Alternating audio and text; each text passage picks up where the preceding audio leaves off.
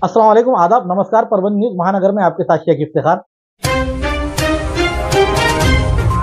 गंगाखेड़ स्थित माध्यमिक रजिस्ट्री कार्यालय में कनिष्ठ लिपिक के अतिरिक्त पद पर प्रभारी प्रकाश विठल राव ने 4,000 रुपए की रिश्वत मांगने की शिकायत गंगाखेड़ पुलिस स्टेशन में दर्ज कराई गई है। संबंधित शिकायतकर्ता और इसे स्वीकार करने के लिए तत्परता दिखा रहा है। इस मामले में गंगाखेड़ पुलिस थाने में अपराध दाखिल करने की प्रक्रिया जारी है। अधिक जानकारी यह है कि गंगाखेड़ स्थित तकरारकर्ता ने नगर परिषद हद में प्लॉट खरीदी करने के लिए 3 दिसंबर को द्वयम निबंधक कार्यालय में इसकी जानकारी ली, तो यहाँ के प्रकाश टाक इन्होंने क्लर्क ने खरीदी खत करने के लिए 6 से 7,000 रुपये लगेंगे। इसके अलावा 1,000 रुपये और देने पड़ेंगे, ऐसा उन्होंने संबंधित तकरारकर्ता को शुल्क अतिरिक्त मांगी। 1,000 रुपये की रिश्वत मांगने से यह नहीं देने की इच्छा होने के कारण यहाँ के एंटी करप्शन ब्यूरो परभनी को एक ऑफिस को जाकर इसकी तकरार दाखिल की गई। एंटी करप्शन ब्यूरो इन्होंने 4 दिसंबर के रोज की जब पूछताछ जांच पड़ताल की तो ये पता चला कि प्रकाश टाक ये खरीदी करने के लिए प्लॉट खरीदी करने के खातिर 7,000 रुपये और 700 रुपये सरकारी शुल्क है, इसकी नमूद करते हुए अतिरिक्त 5,000 रुपये दो, ऐसा कह रहा है। तकरारकर्ता ने इस बारे में जो बात बताई और कम करने की विनती करने पर 4,000 रुपये पे ये बात आकर रुक गई। ये 4,000 रुपये की रिश्वत लेते हुए इसकी तैयारी दिखा रहा था। इसी दरमियान एंटी करप्शन ब्यूरो विभाग परभनी ने जाल बिछाकर उसे अपने शिकंजे में कस लिया और उसके खिलाफ गंगाखेड़ पुलिस थाने में तकरार दाखिल की गई। एंटी करप्शन ब्यूरो के pi Basaveshwar jockey Kaur, API नील पत्रेवार, भूमकर कुलकर्णी, सीमा चाटे, अतुल कदम, शेख जिब्राइल, नागर गोजे, कदम नरवाड़े आदि कर्मचारियों ने इस कार्रवाई में हिस्सा लिया है।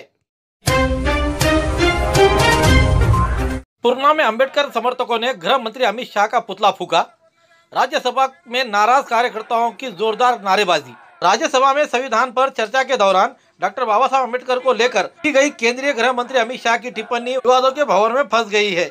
उनकी बर्खास्तगी की मांग करते हुए आज तारीख 18 दिसंबर 2024 बुधवार के रोज सैकड़ों अम्बेडकरी अनुयायी ये पूर्णा में डॉक्टर बाबा साहब अम्बेडकर पुतले के पास चौराहा पर आकर उन्होंने अमित शाह के विरोध में घोषणाबाजी करते हुए गृह मंत्री अमित शाह के पुतले को पहले जूते और चप्पलों से मारा गया और उसके बाद उनके पुतले को फूका गया। ये घटना यहाँ के डॉक्टर बाबा साहब अम्बेडकर चौक में शाम के समय गुस्साई अम्बेडकर आंदोलन के कार्यकर्ताओं ने की। अमित शाह को केंद्रीय गृह मंत्री से बर्तरफ किया जाए, ऐसी मांग का निवेदन दिया गया। इस समय रिपाई के नेता प्रकाश कांबळे, गट नेता उत्तम भैया खंदारे, वंचित के दादाराव पंडित, एडवोकेट हर्षवर्धन गायकवाड़, नागेश एंगड़े, मुकुंद पाटिल, शेख खुद्दूस, शेख बशीर, एडवोकेट धम्मा जोंदड़े, त्रिंबक कांबळे, बाबा पठान, अखिल अहमद, अजय काले, शाहिर गौतम काले आदि के साथ बड़ी संख्या में अम्बेडकर अनुयायी मौजूद थे। आज तारीख 18 दिसंबर 2024 बुधवार के रोज 11:30 से 12 बजे के दरमियान परभनी के रेलवे स्टेशन पर तपोवन एक्सप्रेस ने एक युवक को धड़क देने से ये 32 वर्षीय युवक की मौत हुई है। रेल के पटरी के नीचे आ जाने से मालगाड़ी के नीचे जाकर उसकी मौत हुई है। मृत व्यक्ति का नाम शेख गौस उर्फ पाशा शेख हनीफ, ऐसा उम्र 32 साल, रहने वाले रहीम नगर परभनी, ऐसी उनकी जानकारी प्राप्त हुई है। जैसे ही शेख गौस इनकी मौत की खबर पता चली, यहाँ के सामाजिक कार्यकर्ता मोहम्मद मुजाहिद और उनके साथियों ने मिलकर रेलवे स्टेशन पर जाकर वहाँ पर जांच की। पता चला कि परभनी के रहीम नगर स्थित रहने वाले शेख गौस उर्फ पाशा इनकी मौत हुई है। रेलवे पुलिस प्रशासन की ओर से मृत व्यक्ति के शरीर को पोस्टमार्टम के लिए सरकारी अस्पताल में ले जाया गया। शेख गौस उर्फ पाशा ये भंगार बिक्री का काम किया करते थे। उनके मौत से रहीम नगर इलाके में अफसोस और गम का माहौल दिखाई दे रहा है। आज तारीख 18 दिसंबर 2024 बुधवार के रोज परभनी के कलेक्टर ऑफिस में अल्पसंख्यक अधिकार दिन मनाया गया।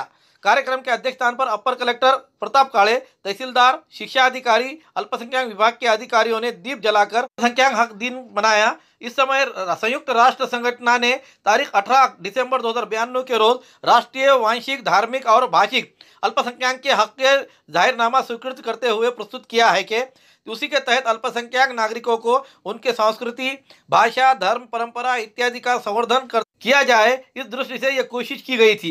राष्ट्रीय आयोग के सूचना दिए जाने के बाद इस अल्पसंख्यक समाज के कई प्रतिनिधि उपस्थित रहने की इस समय उप जिला कलेक्टर इन्होंने विविध अल्पसंख्यक योजना की जानकारी दी, लेकिन वो लोग अधिकारी इस समय नहीं होने से उन्होंने अपनी शोकांतिका और खंत व्यक्त की और ये कहा कि महत्वपूर्ण बात यह है कि आज मुझे अचानक बुलाया गया है और अपर कलेक्टर इन्होंने प्रताप काले इन्होंने पूरी खुलकर बात रखी कि अल्पसंख्यक दिन के लिए विशेष मुहिम राबवाई जाना चाहिए। अल्पसंख्यक समाज के अधिकारों के साथ उनकी आजादी के बैठने लेने के लिए प्रश्न निकालने जाना चाहिए। 8 दिन के भीतर अलग से बैठक ली जाएगी, ऐसा उन्होंने इस समय आश्वासन देते हुए कहा। अल्पसंख्यक हक दिन के अवसर पर इस कार्यक्रम का प्रास्ताविक सहायक नियोजन जिला नियोजन अधिकारी बाला साहेब चोलवार इन्होंने किया। अल्पसंख्यक विभाग के तहत लगाए गए विविध योजनाओं की जानकारी दी गई।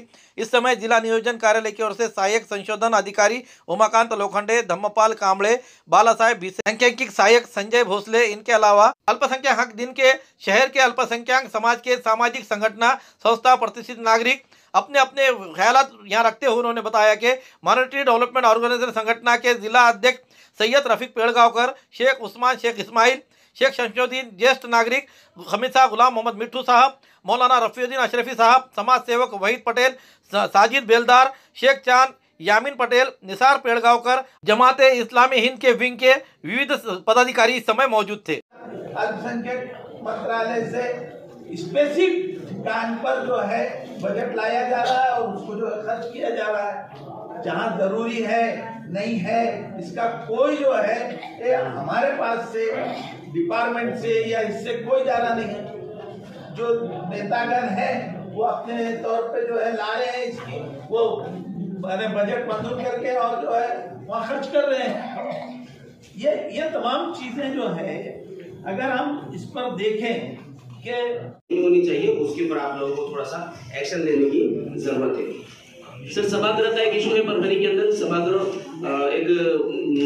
यहाँ पर होना चाहिए। उर्दू घर के लिए मेरे भाई ने इससे पहले कह दिया, इससे पहले कई बार सर उर्दू घर के लिए निवेदन दिया जा चुका है, अभी तक भी उसके ऊपर कोई एक्शन उर्दू घर के ऊपर नहीं हुआ है। एक सभागृह सर परभणी के अंदर भी रघुनाथ सभागृह के नाम से मौजूद है, लेकिन जब हम वहाँ जाते हैं उस सभागृह को बुक करने के लिए सर तो 45,000 रुपये उसका चार्जेस बताया जाता है एक दिन के लिए। इतना चार्जेस सर कहाँ से देंगे अगर हमको कुछ प्रोग्राम है? बात है कि पहले प्लानिंग बताई जाती है, फिर उसके बाद जो है पिटीशन जो है क्या हुआ वो बताया जाता है, फिर उसके ड्रॉप आउट्स क्या रहे वो देखे जाते हैं और नेक्स्ट प्लानिंग हमारी क्या है वो बताई जाती है। तो मेरे ख्याल से नेक्स्ट टाइम जो है इसी तरह के प्रपोजल के साथ जो है हमको भी इन्वाइट कीजिए और एजुकेशन में क्या क्या इम्प्लीमेंटेशन में हम क्या मदद कर सकते हैं इस सिलसिले में जो है हम कभी भी जो है माइनॉरिटीज़ के डेव्हलपमेंट के लिए त्या समितीत असं नमूद केलेलं आहे की अल्पसंख्याक समुदायातील ज्या वर्षपूर्ती ज्या योजना चालतात त्या योजना सामान्यापर्यंत जे अल्पसंख्याक समुदायातील लोक आहेत त्याच्यापर्यंत त्या पोहोचतील का, त्यासाठी प्रशासनाने इथं आपलं सगळं प्रशासन आणि संबंधित विभागाचे अधिकारी बोलायचं होतं। खरं तर हा आपल्याला सभागृह कमी पडत आहे साहेब, आपलं नियोजन विभागात हा कार्यक्रम आपण आयोजित करायचा असता आणि तिथं संबंधित प्रशासनही बोलायचं असतं। आता या अनुषंगाने काही आपले इथले अल्पसंख्याक बहु जे सामाजिक कार्यकर्ते बोलतात त्यावर आपण काही ध्यान आकर्षित करू आणि इथं असलेल्या प्रशासनाचे जे असेल तो कुठेतरी ह्या मर्यादा आलेल्या लिमिटेशन आहे सर। तुम्ही आमचं ऐकून घेतात, तुमचं या सगळ्या गोष्टी चांगले सद्गुण आम्हाला सगळे आम्ही परिचित आहात, पण त्या विभागातल्या लोकांना सुद्धा कुठेतरी आमचा प्रश्न असेल तर त्या विभागाच्या व्यक्तीने उत्तर द्यायला पाहिजे। त्याचं काय अंधार आहे काय उजड आहे ते सगळ्यांना कळायला पाहिजे। तर या सगळ्यांना पुढच्या मीटिंगला आपण बोलवा अशी अपेक्षा बाळगतो। पहिला तुम्ही जे योजना दिल्या त्याच्यात 16ची यादी दिलेली आहे सर, त्या 16च्या यादीमध्ये अल्पसंख्याक समाजातील उच्च शिक्षण घेणारे बाथरूमची ही अवस्था आहे, तर कल्पना करा त्या वसतिगृहातल्या काय अवस्था असेल। तर त्या वसतिगृहामध्ये दयनीय अवस्था आहे, कधीतरी एक प्रशासनाला फेरफटका मारून बघावा।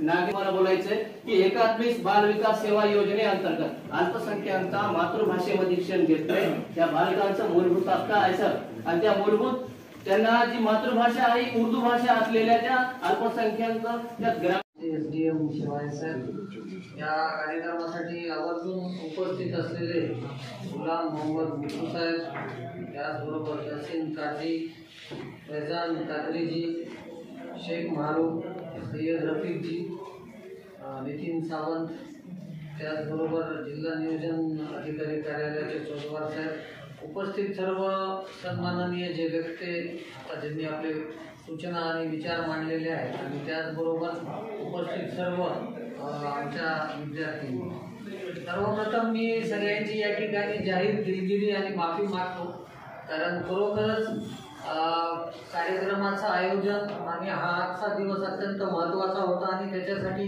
नियोजन विभागाकडून चांगली व्यवस्था नक्कीच व्हायला पाहिजे होती. त्याची कारणं काही जरी असली तरी त्यांनी त्याचं आयोजन करताना या गोष्टी विचारात घ्यायला पाहिजे होत्या.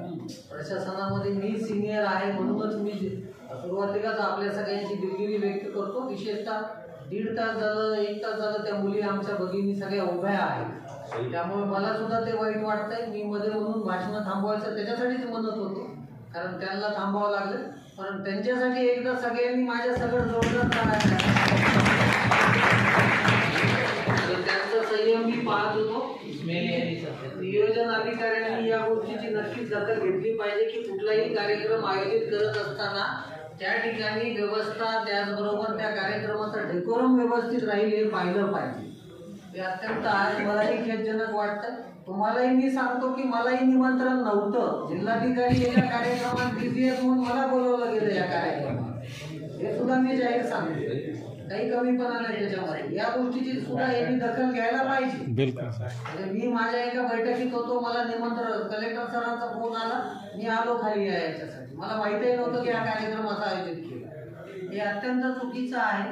विशेषतः तुमचा जो महत्वाचा कन्सर्न होता तो माझ्या लक्षात आला, कारण या ज्या सर्व अल्पसंख्याकांसाठीच्या योजना आहेत या योजना 10 विभागांचे HOD मार्फत राबवल्या जातात आणि इथे एकही HOD नाही. हे सुद्धा मला सुरुवातीलाच नमूद करायचं की अत्यंत चुकीचं आहे. आणि अशा परिस्थितीमध्ये आपण हा दिवस साजरा करतोय, वर्षभरातून एकदाच येतोय. तुमच्या सूचना आम्ही काय करतो हे तुमच्यापर्यंत नक्की गेलं पाहिजे, हे कुठेही घडत नाही. म्हणून सुरुवातीलाच मी म्हटलं की प्रशासनातर्फे नक्कीच दिलगिरी या ठिकाणी व्यक्त केली पाहिजे. भविष्यामध्ये या बाबतीचा आम्ही नक्की विचारात घेऊ, कारण या गोष्टी जर अंतर्भूत असतील तरच आपल्या डायलॉगला काही अर्थ राहतो किंवा तुमच्यापर्यंत आम्ही काय करतो हे पोहोचतं. हे कुठेही दुर्दैवानं मला दिसत नाहीये.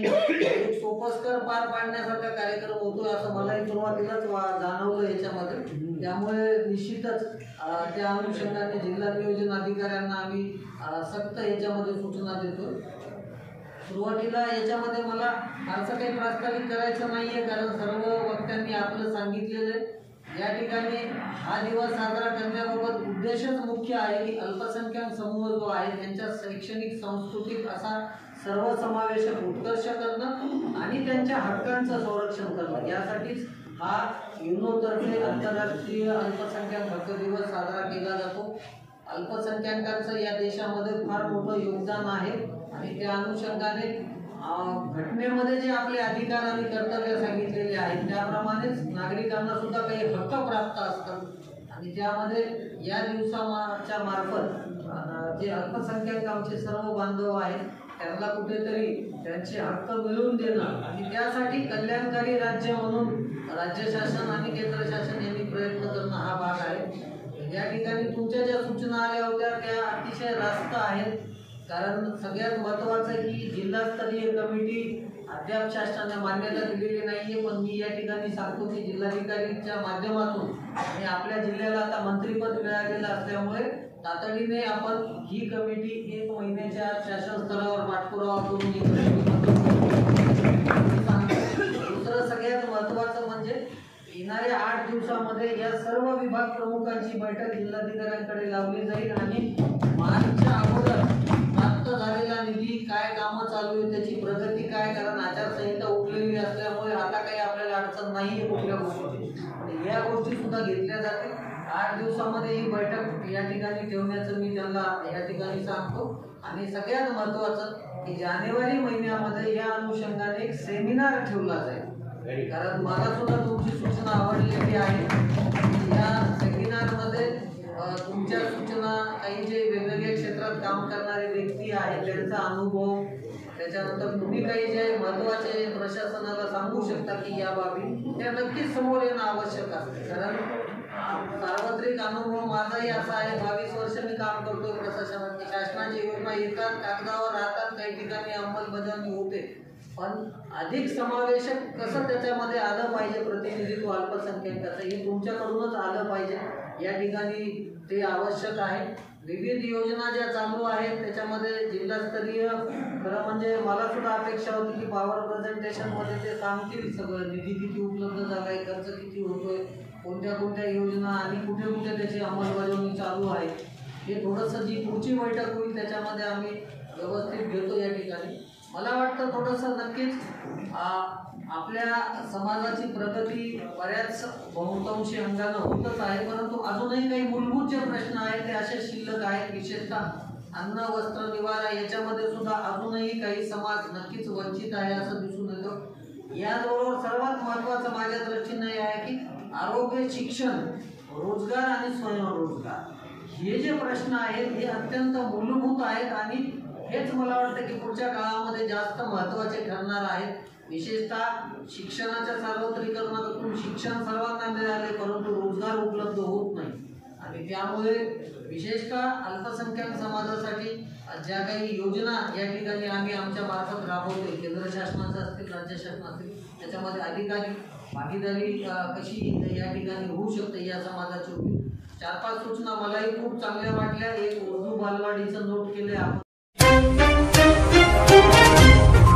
पुरानी बीमारियों की शर्तिया इलाज, घुटने के दर्द, शुगर, बवासीर, गुर्दे की पथरी, सफेद दाग, हार्ट अटैक, अस्थमा, एलर्जी, दाग कोड़ की बीमारी, गांठियों से पीड़ित, अन्य बीमारियों से परेशान होते तुरंत संपर्क करें डॉक्टर गोविंद कामटे, आयुर्वेदिक विद्या विशारद, बालाजी आयुर्वेदिक प्राकृतिक चिकित्सा केंद्र। एड्रेस तलाठी कार्यालय के पीछे, बसमत रोड, परभणी। समय सुबह 9 बजे से दोपहर 2 बजे तक, शाम 5 बजे से रात 9 बजे तक। Mobile number 9921691008।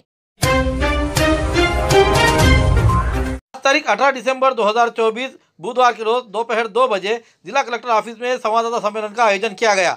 Advocate Dharmpal Meshram, उपाध्यक्ष तथा सदस्य सचिव दर्जा, महाराष्ट्र राज्य अनुसूचित जाति जमाती आयोग, ये आए हुए थे। इस समय उनके साथ जिला collector Raghunath Gawade, additional SP Yashwant Kale ये मौजूद थे। राज्य मागास आयोग के उपाध्यक्ष धर्मपाल मेश्राम ने तीनों दोषी पुलिस अधिकारियों को, कर्मचारियों को अनिवार्य अवकाश पर भेजने का आदेश दिया है। समय संवाददाताओं से वार्तालाप करते हुए उन्होंने क्या कहा, आइए जानते हैं। त्या पत्रकारांना मी नमस्कार करतो। सर्वप्रथम आंबेडकरी चळवळीतील ज्येष्ठ नेते श्री विजय बाबा वाकोडे यांना मी श्रद्धांजली अर्पित करतो। या आंदोलनातील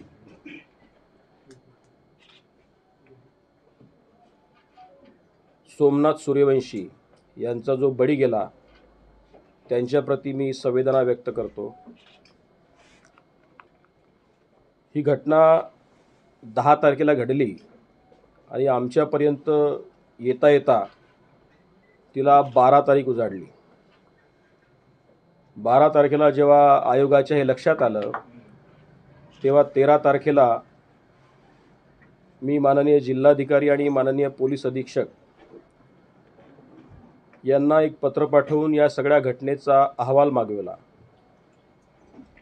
तो अहवाल प्राप्त झाल्यानंतर शनिवार रविवार मध्ये गेल्यामुळं मी 16 तारखेला माझ्या प्रवासाचं नियोजन केलं। 17-18 असा 2 दिवसाचा प्रवास मी केलेला आहे।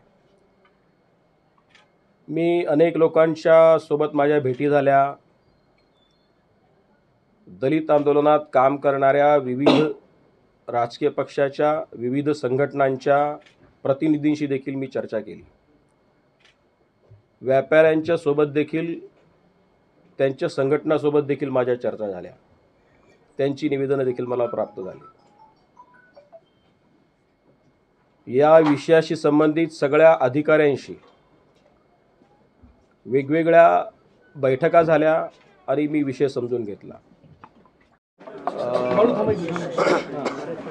मी सोमनाथ सूर्यवंशीची आई, त्याचे दोन्ही भाऊ, त्यांच्यासाठी काम करणारे वकील या सगळ्यांशी माझी वैयक्तिक भेट झाली, प्रत्यक्ष भेट झाली। वाकोडे साहेबांच्या घरी मी आता जाणार आहे। मी वेळ मागितली आहे त्यांची। ते तिकडे गेलेले होते आपल्या रक्षा विसर्जनाच्या कार्यक्रमामध्ये, त्यामुळं त्यांची भेट झाली नाही, परंतु आता मी जाणार आहे। अजून दुसरं काय कार्यक्रम आहे दिवसभर? मी आता निघणार आहे। जेवढं बेसिकली 2 आदेश निर्गमित केलेत आणि एक आवाहन केलं। हे खरं आहे की एखादी अप्रिय घटना घडली, दुर्दैवी घटना घडली, एखाद्या विकृत मनोवृत्तीच्या माणसानं बाबासाहेब डॉक्टर आंबेडकरांच्या पुतळ्याजवळच्या संविधानाची प्रतिकृती तोडली आणि त्यानंतर ज्या पद्धतीचे प्रिकॉशनरी मेजर्स पोलीस विभागाने घ्यायला पाहिजे होते, अत्यंत दुर्दैवानं मी हे कबूल करतो की त्या पद्धतीचे प्रिकॉशनरी मेजर्स घेतले गेले नाहीत. बाकी सगळ्या वेळेला प्रशासनानं अत्यंत संयमानं आणि संवेदनशीलतेनं ही परिस्थिती हाताळली, परंतु ज्या विभागावर या सगळ्या गोष्टीची लॉ अँड ऑर्डर ठेवण्याची जबाबदारी आहे तिथे मात्र लॅक्युना राहिलेला आहे. मलाही तुमच्यासारखाच प्रश्न पडतो की एखाद्या अप्रिय घटना घडल्यानंतर आणि आरोपी सापडल्यानंतर देखील जर एखाद्या अशा पद्धतीच्या आंदोलनात काही अज्ञात शक्ती त्याच्यामध्ये शिरकाव करतात आणि एखाद्या शहराचं, जिल्ह्याचं निवड नव्हे तर संपूर्ण राज्याचं आणि देशाचंही जो सामाजिक सलोखा आणि शांतता बिघडते ती अत्यंत दुर्दैवी घटना आहे, चुकीची आहे. मी आपल्या माध्यमातून आंबेडकरी चळवळीतील कार्यकर्त्यांना सांगू इच्छितो, आवाहन करू इच्छितो की परमपूज्य बाबासाहेब डॉक्टर आंबेडकरांनी महाडच्या चवदार तळ्याचं आंदोलन केलं. आपल्या सगळ्यांना सर्वविदित असेल की या आंदोलनामध्ये सगळ्या पद्धतीच्या शक्यता असताना देखील परमपूज्य बाबासाहेब डॉक्टर आंबेडकरांनी लाठ्या काठ्या खाल्ल्या, परंतु त्याच्या प्रतिकार करणारी शक्ती उभी केली नाही. या गोष्टींवर बाबासाहेबांचा विश्वास होता आणि त्यामुळं आमच्याही संशोधनाचा विषय आहे. प्रशासनाला मी विशेषत्वाने विनंती करेन की या अशा पद्धतीच्या आंदोलनामध्ये कोणत्या शक्ती होत्या की ज्यामुळे हे आवश्यकता नसलेलं आंदोलन चिघळलं, ते देखील तपासण्यापासून किंवा तपासण्यासाठी प्रशासनानं पुढाकार घ्यावा. त्याचप्रमाणे आता खऱ्या अर्थानं जी सामाजिक दरी कुठेतरी प्रस्थापित होण्याचा प्रयत्न करते आहे, स्वातंत्र्याच्या 75 वर्षात त्याची फळं आम्ही सगळ्यांनी भोगलेली आहेत. हा देश आणि आपण सगळे लोक आता पुढे आलेलो आहोत, तेव्हा ही सामाजिक दरी पुन्हा अशा आंदोलनाच्या माध्यमातून पुन्हा विस्तारते, ती कमी करावी अशी मी सगळ्यांना आपल्या माध्यमातून आवाहन करतो. शांतता आणि सामाजिक सलोखा स्थापित करण्यासाठी पुढाकार घेतला पाहिजे, त्या पद्धतीचं त्यांनी आवाहन केलं पाहिजे आणि या घटनेकडे राजकारणाच्या पलीकडे पाहण्याची दृष्टी त्यांनी घ्यावी असं देखील आवाहन मी आयोगाच्या वतीने आपल्या माध्यमातून करतो, ते कोणत्याही राजकीय पक्षाचे लोक असू द्यात. आज मी या ठिकाणी येऊन आढावा बैठक देखील घेतली. सगळ्या अधिकाऱ्यांशी माझं बोलणं झालेलं आहे. निष्कर्ष मी आपल्याला सांगितलेले आहेत, परंतु विशेषत्वाने ज्या 2-3 गोष्टी मी सांगितल्या, जे निर्देश मी या ठिकाणी निर्गमित केलेले आहेत की ज्या पोलीस अधिकाऱ्यांच्या विरुद्ध, ज्या 3 पोलीस अधिकाऱ्यांच्या विरुद्ध जनाक्रोश आहे किंवा अनेकांच्या तक्रारी आहेत किंवा ज्या तक्रारी पुढे येऊन लोक देण्यापासून घाबरत आहेत, अशा देखील तक्रारींच्या आधारावर त्या 3ही पोलीस अधिकाऱ्यांना सक्तीच्या रजेवर माननीय SP-नी तत्काळ प्रभावाने पाठवावेत अशा पद्धतीचे निर्देश आज आयोगाने निर्गमित केलेले आहेत. व्यापाऱ्यांचं नुकसान झालेलं आहे, त्यांना FIR शिवाय त्यांच्या नुकसानीचं पंचनामा करावा आणि त्या पंचनाम्याच्या प्रती आमच्याकडे, शासनाकडे आणि संबंधित व्यापाऱ्यांकडे देखील देण्याची व्यवस्था करावी, अशा देखील पद्धतीचे आदेश मी निर्गमित केलेले आहेत. मी फक्त एवढंच आपल्या माध्यमातून सांगू इच्छितो की ही सामाजिक दरी जी वाढू पाहत आहे किंवा ज्या अशा शक्ती ज्यावरती तोंड काढू पाहत आहेत, त्या संपवण्याच्या दृष्टीनं माध्यमं, समाज माध्यमं आणि आपली सगळी पत्रकार मंडळी यांनी जागरूकतेचं भान ठेवत आणि राजकीय नेते देखील यांनी जागरूकतेचं भान ठेवत सामाजिक सलोखा आणि शांतता जपण्यासाठी पुढाकार घ्यावा. धन्यवाद. काय कमतरता तुम्हाला दिसलेली आहे? असं आहे, 10 तारखेला घटना घडली आणि 10 तारखेला एक 200-250 लोकांचा जमाव जर बाबासाहेबांच्या पुतळ्याजवळ जमा होतो,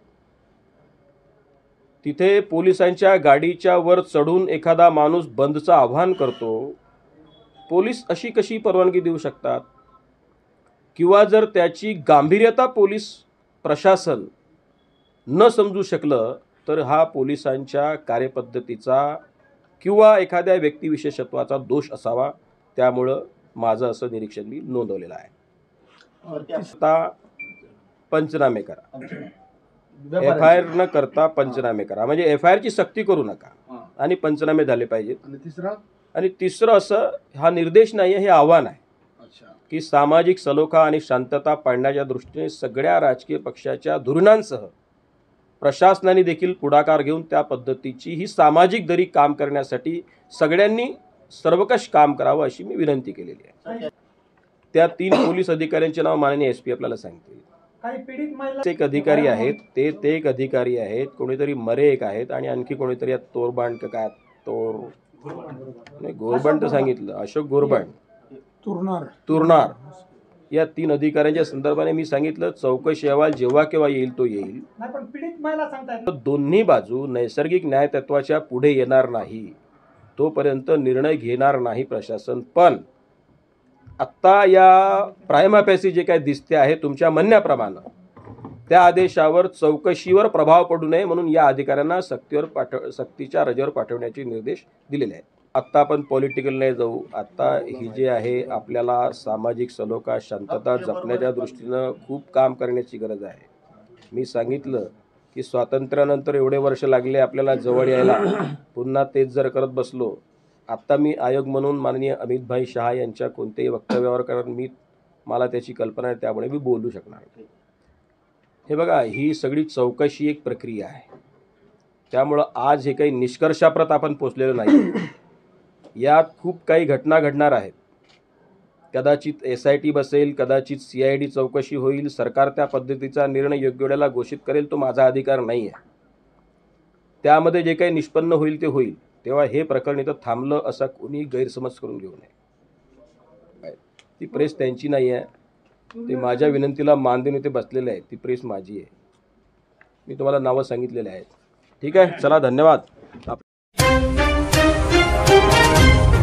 खूबसूरती का राज डॉक्टर हाशमी के पास। बालों का झड़ना, चेहरे के दाग व धब्बे, दीगर समस्याओं का इलाज हमारे पास। हमारे अपने बनाए हुए प्रोडक्ट्स 100% नेचुरल, कुदरती तौर पर इलाज बगैर किसी साइड इफेक्ट के साथ पूरी तरह से कुदरती व खालिश प्रोडक्ट्स आपके सामने बनाए जाएंगे। हमारे खुद के बनाए हुए प्रोडक्ट शिकाकाई, रीठा, आंवला, मेथी, गुड़हल के फूल, भिंगरा, एलोवेरा के जरिए हर्बल ऑयल वो हर्बल शैम्पू बालों का झड़ना व डैंड्रफ को खत्म करने के साथ सर की खुजली को खत्म करे। पतले बालों का इलाज फायदेमंद है, साथ ही बालों को लंबा, घना और खूबसूरत बनाए। चेहरे के दाग धब्बे, कील, मुहासे, रूखी त्वचा वो चेहरे की झुर्रियां खत्म करे, साथ ही चेहरे को खूबसूरत बनाता है। खूबसूरती का राज डॉक्टर हाशमी के पास। हमारे पास ऑयल मशीन है जिससे हम आपकी लाए गए खोपरा, कलौंजी, बादाम व अन्य सामग्री का तेल निकाल कर देंगे आपके सामने। एड्रेस डॉक्टर हाशमी मिनाज, खान साहब बिल्डिंग के पीछे, दरगाह रोड, परभनी। 8421522947, 8669131304। मिलने का समय सुबह 9 बजे से दोपहर 2 बजे तक और शाम 5 बजे से रात 9 बजे तक। हमारे न्यूज आपको किस तरह पसंद आ रही है इसके बारे में लाइक करें, शेयर करें, कमेंट करें। अब तक हमारा चैनल सब्सक्राइब नहीं किया है तो सब्सक्राइब जरूर करें और साथ ही साथ हमें फेसबुक पर भी फॉलो करें।